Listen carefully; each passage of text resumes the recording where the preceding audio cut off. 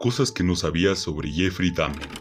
Jeffrey Dahmer fue un asesino serial el cual tras varios años logró escapar de la policía de los Estados Unidos. Inaptitud policíaca y omisión al caso por parte de las autoridades hicieron que Jeffrey se siguiera saliendo con la suya de sus crímenes. La vecina de Jeffrey denunciaba por las noches que en la casa de él se escuchaban gritos desgarradores, pero la policía pensaba que era una simple broma o una especie de pelea de amantes.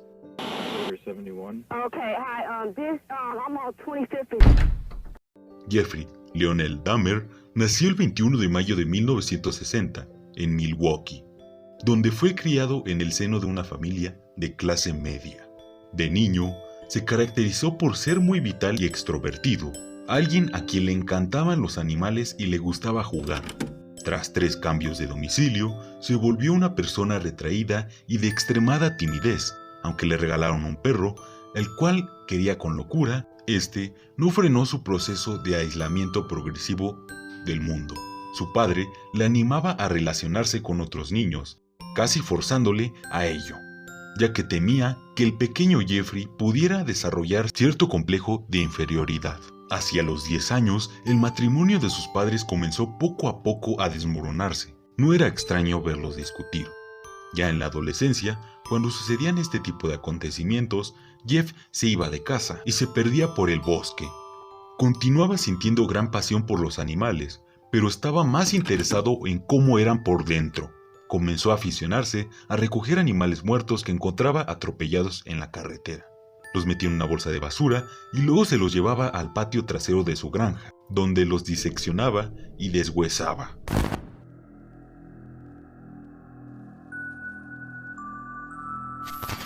En plena época del desarrollo de su sexualidad, Jeffrey Dahmer se dedicaba a este tipo de prácticas, estableciendo una asociación entre violencia y sexo que marcaron su conducta y sus acciones posteriores.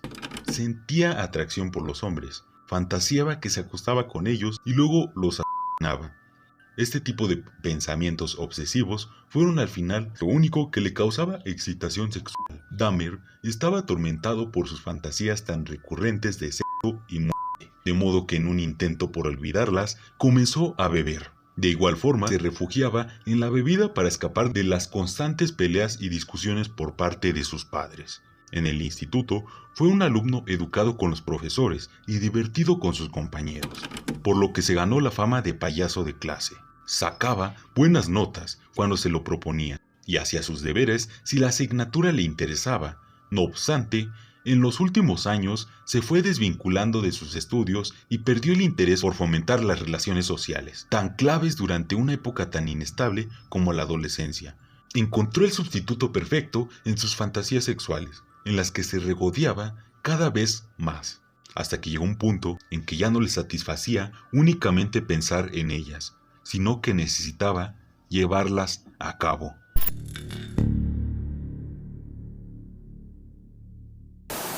Fue justo después de acabar sus estudios secundarios cuando Jeffrey empezó a cometer crímenes atroces. Cuando se graduó en el instituto, sus padres se divorciaron al poco tiempo. Lionel Dahmer alquiló una habitación en un motel cercano y la madre se fue a Wisconsin con su hijo menor, David, dejando a Jeff solo en su casa. Aquel verano de 1978 cometió el primer asesinato. Volvía a su casa en su coche tras tomar unas cervezas en un bar y recogió a un joven llamado Steven Hicks. Dahmer le invitó a su casa a beber cerveza y a fumar marihuana. Cuando Hicks dijo que se tenía que ir, en un arrebato, Dahmer le golpeó en la cabeza con una mancuerna y luego lo estranguló con ella.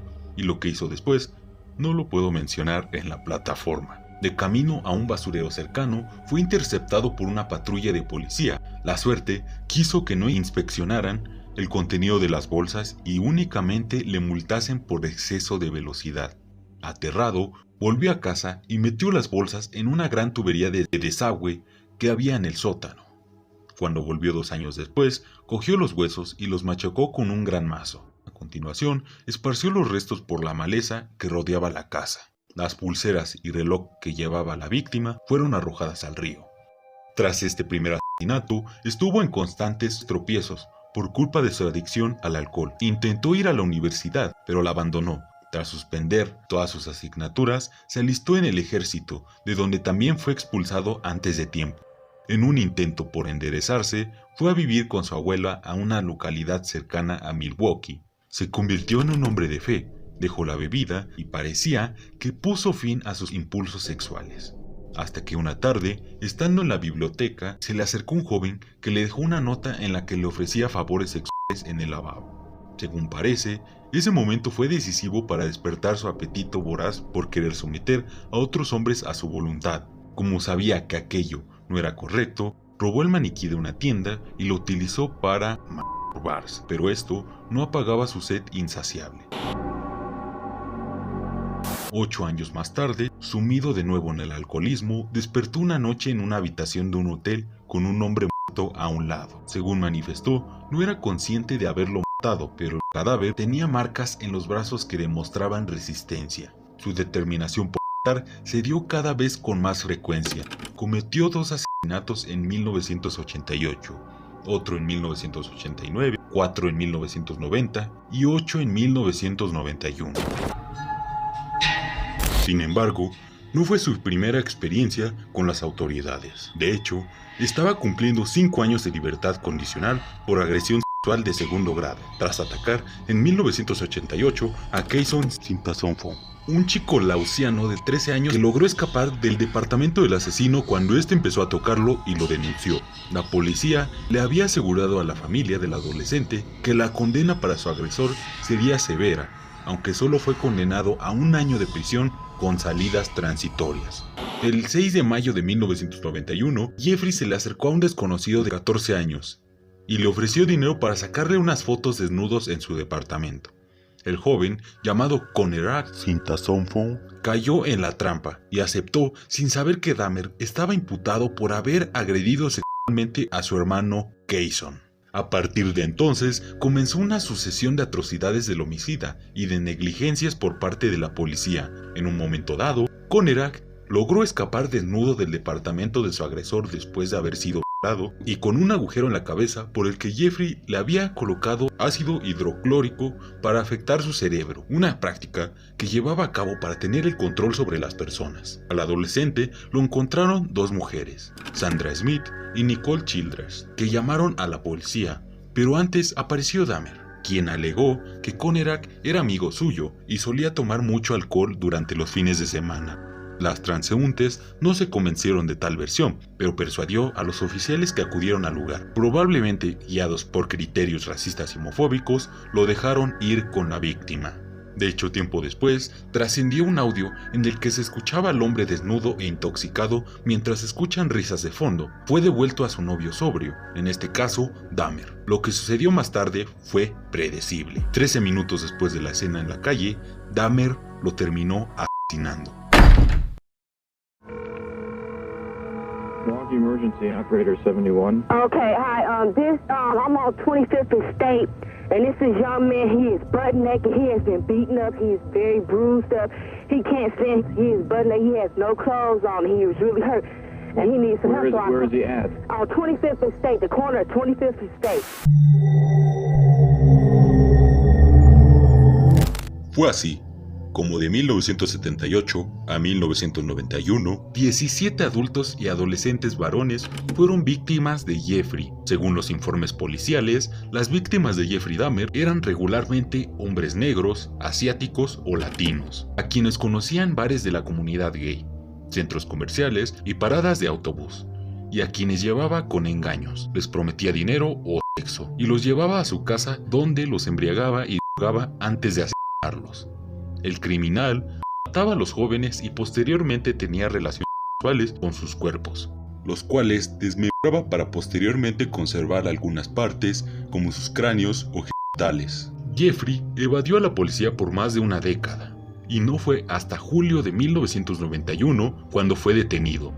Tracy Edwards, de 31 años, lograba salir medio drogado y desnudo del piso de Dahmer, pero consiguió parar a una patrulla que pasaba por el lugar. Cuando registraron el apartamento, descubrieron más de 80 Polaroids que mostraban cuerpos en diferentes momentos de descalzamiento, una cabeza en el frigorífico y restos humanos en el congelador, además de un bidón de 200 litros de capacidad lleno de ácido Aníbal utilizaba para deshacerse de los restos humanos. Jeffrey Dahmer se declaró culpable, pero alegó locura.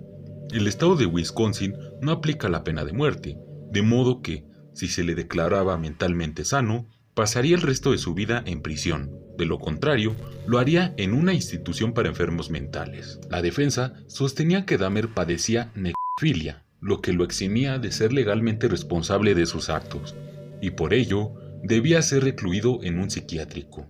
Cuando fue el turno de la fiscalía, su argumento fue que el acusado había practicado sexo con las víctimas estando estas vivas, aunque inconscientes, además de que mantenía control sobre sus impulsos, puesto que cometía los crímenes únicamente donde se sentía lo suficientemente seguro. Tras la deliberación de un jurado, formado por gente no experta, se concluyó que, para ser diagnosticado como enfermo mental, Jeffrey Dahmer debía comportarse como tal todo el tiempo, incluyendo cuando mataba, que es precisamente cuando se consideró que se mantenía en sus cabales.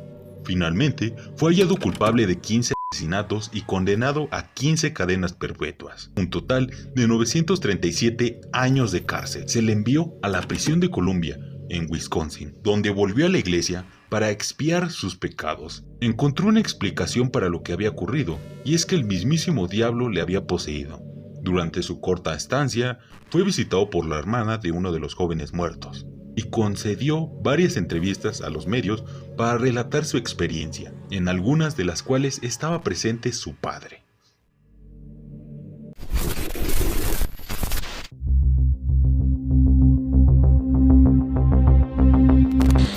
En noviembre de 1994, halló su final de forma violenta, cuando otro preso, que también cumplía condena por asesinato, lo abordó en el gimnasio de la cárcel y lo golpeó con una barra de pesas hasta que lo mató. El hombre que mató a golpes al asesino en serie, Jeffrey Dahmer, dentro de una prisión en Wisconsin, dice que lo hizo debido al escalofriante sentido del humor de Dahmer. Por ejemplo, convertía los alimentos de la cárcel en extremidades falsas, cubiertas de salsa de tomate para que pareciera sangre. Christopher Scarver fue condenado a 2 cadenas perpetuas en prisión por matar a Dahmer y a otro hombre en el Columbia Correctional Institution en 1994. Dijo que el caníbal había declarado que solía dejar las extremidades falsas alrededor de la prisión, donde otros pudieran encontrarlas. Él sobrepasó la línea con algunas personas, con los prisioneros y con el personal de la prisión, dijo Scarver. El exministro de la prisión de Dahmer dijo que el convicto solía hacer bromas sobre su pasado cabalesco. Si veía que un guardia estaba nervioso y que estaba parado lo suficientemente cerca como para escucharlo, decía: "Yo muerdo". Por lo general, el guardia saltaba y eso hacía que Jeff se riera. De cierto modo, jugaba con su imagen para exagerarla y hacer que la gente tuviera más miedo. Simplemente esa era su forma de ser, un sentido del humor mórbido para hacerle frente a su desesperada situación. Scarver fue declarado culpable de matar a Dahmer el 28 de noviembre de 1994. Scarver dijo que conservó un artículo de prensa en el que se detallan los crímenes de Dahmer, entre ellos que mató a 17 hombres y niños entre 1978 a 1991, que había tenido sexo con cadáveres y que conservaba algunas partes de los cuerpos y se comía algunas otras. Antes de que matara a Dahmer, Scarver dijo que lo confrontó con un recorte de prensa, preguntó si él había hecho esas cosas, él se sorprendió y Dahmer le contestó que sí, así fue. Scarver dijo que golpeó a Dahmer 2 veces en la cabeza con una barra de metal en la sala de pesas de la prisión. Luego mató a Henderson, quien estaba trabajando en una sala diferente. Y bueno, hasta aquí el video del día de hoy. No olvides suscribirte si eres nuevo en el canal y activar la campana de notificaciones. No te olvides de checar estos videos recomendados. Sin nada más que agregar, recuerda que yo soy Raybot y te deseo buenas noches.